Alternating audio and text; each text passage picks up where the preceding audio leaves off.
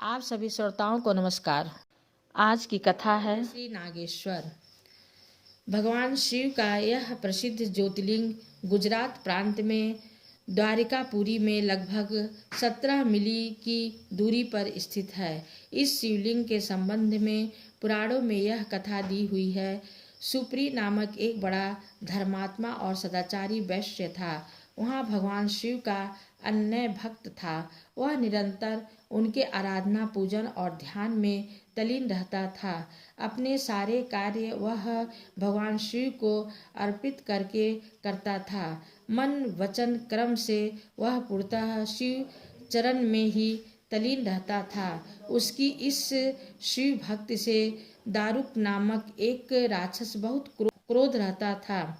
उसे भगवान शिव की यह पूजा किसी प्रकार भी अच्छी नहीं लगती थी। यह निरंतर इस बात का प्रयत्न किया करता था कि उस सुप्री की पूजा अर्चना में विघ्न पहुँचे। एक बार सुप्री नौका पर सवार होकर कहीं जा रहा था। उस दुष्ट राक्षस दारुक ने उपयुक्त अवसर देखकर उस नौका पर आक्रमण कर दिया। उसने नौका में सवार सभी यात्रियों को पकड़कर अपनी राजधानी में ले जाकर कैद कर दिया। सुप्री कारागार में भी अपने नित्य नियम के अनुसार भगवान शिव की पूजा आराधना करने लगा। अन्य बंदी यात्रियों को भी वह शिव भक्ति की प्रेरणा देने लगा।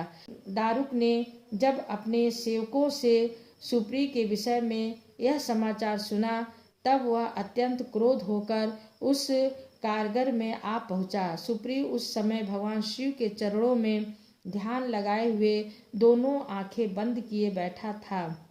उस राक्षस ने उसकी यह मुद्रा देखकर अत्यंत भीषण स्वर में उसे डांटते हुए कहा, अरे दुष्ट वैश्य, तू आंखें बंद कर इस समय यहाँ कौन से उपद्रव और षड्यंत्र करने की बातें सोच रहा है। उसके यह कहने पर भी धर्मात्मा शिव भक्त सुप्री वैश्य की समाधि भंग नहीं हुई। अब तो वह दारू नामक महाभयानक राक्षस क्रोध से एकदम बबूला हो उठा। उसने तत्काल अपने अनुचर राक्षसों को सुप्री वैश्य तथा अपने सभी बंदियों को मार डालने का आदेश दे दिया। सुप्री उसके इस आदेश से जरा भी विचलित और भयभीत नहीं हुआ। वह एकनिष्ठ भाव और एकाग्र मन से अपनी और अन्य बंदियों की मुक्ति के लिए भगवान शिव को पुकारने लगा। उसे यह पूर्ण विश्वास था कि मेरे आराध्य भगवान शिव जी इस विपत्ति से मुझे अवश्य ही छुटकारा दिलाएंगे। उसकी प्रार्थना सुनकर भगवान शिव जी तत्क्षण उस कारागार में एक ऊंचे स्थान में एक चमकते हुए सिंहासन पर स्थित होकर ज्योतिर्लिंग के रूप में प्रकट हो गए। उन्होंने इस प्रकार सुप्रीम को दर्शन देकर उसे अपना पाशुपत अस्त्र भी प्रदान किया। उस अस्त्र से राक्षस दारुक तथा उसके सहायकों का वध करके सुप्रीम शिव धाम को चला गया। भगवान शिव के आदेशानुसार ही इस ज्योतिर्लिंग का नाम नागेश्वर पड़ा।